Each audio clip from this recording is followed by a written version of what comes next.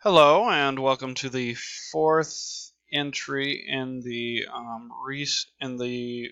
Virtual Museum Development Diary. Today, what I'm going to be talking about is the process of going through submissions and some of the challenges that have arisen on the building the panels portion of this project. So, without further ado, let's dive right in. Um, Now, there's several challenges I came up with when I was going through the process of designing the museum panels. This is basically where I give the students the assignment.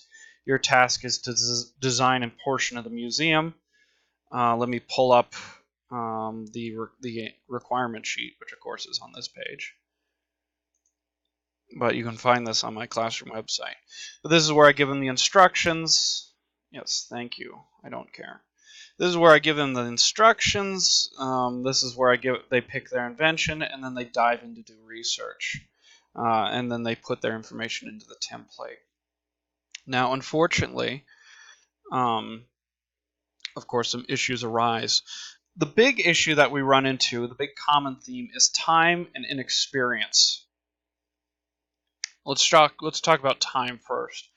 The first issue with time is we only had about 3 days in class to work on this, and we had an additional work day due to a 2-hour late start on later in the next week, and then on the due date, I had access to the computers, which a few students would then proceed to turn in their assignments. So, but technically 3 days, and then a week on their own time to work on these activities. And the problem with that is that's not quite enough time to make professional grade museum panels. A lot of students gave a really good effort. I'm not going to dismiss that. I saw some very good submissions.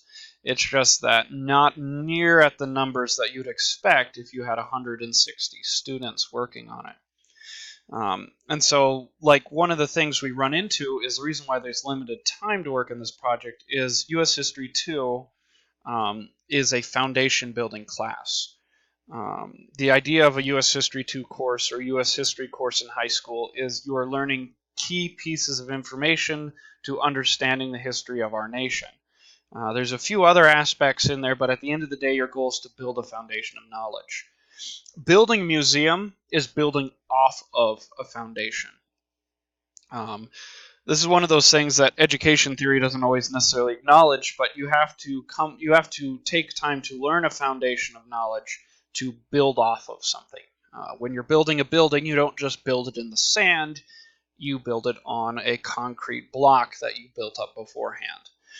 And so we have the challenge with this is I need to keep pace with other teachers who are teaching U.S. History 2, but this project is just too good to pass up, in my opinion, at least for my classes. I know other teachers do other projects as well, and that is often the common problem. It's just the time crunch, and it doesn't necessarily align.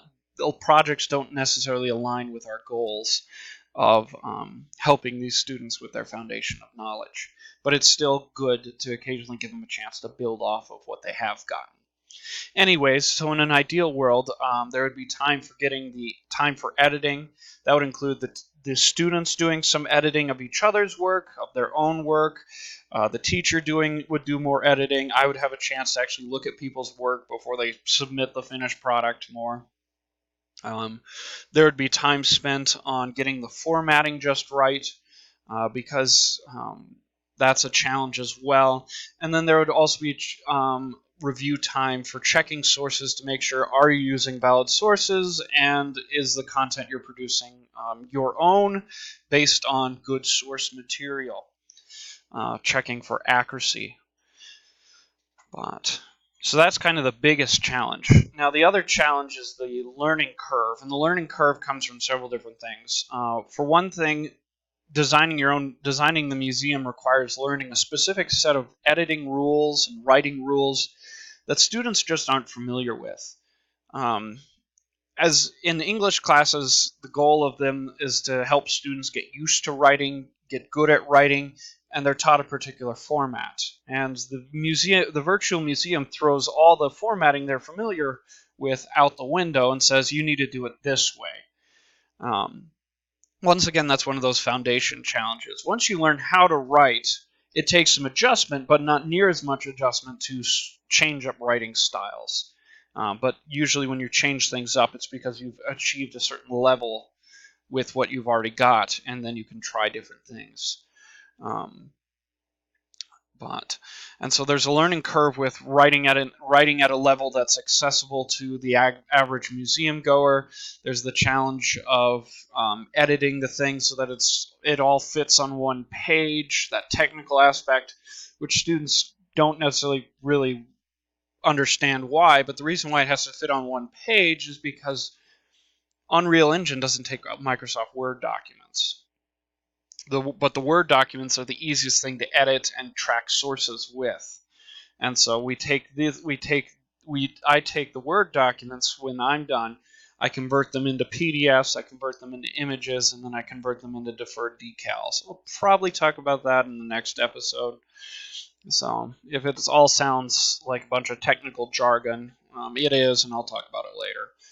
But there's still a learning curve because I have to start with the panel in a Word document in a certain way to get it to something that can actually go into the museum. The other challenge we run into is technology. We don't have a lot of technology to work with, and the technology we do have, students aren't necessarily familiar with the complicated aspects of it. One of the things we do to do this project is we modify Microsoft Word to calculate readability statistics, margins. We really adjust the way the page looks so that maybe it's not printer friendly, but it's perfect for what I need to convert it into something that can go into the game engine. And then there's also the challenge of submission software, collaboration software. Students, well, they're used to using their smartphones, and smartphones have their uses, but they're not full-blown computers. You can do a lot with a computer, but if you haven't really had a lot of practice doing it, you're going to have some challenges with it. So technology is an issue. The other thing is research. Students in high school are at least the students that we're working with, they're not necessarily used to working in a crunch environment to do high-quality research quickly. We live in the information age, and unfortunately, while we have access to lots of information, that doesn't mean we're used to going through it.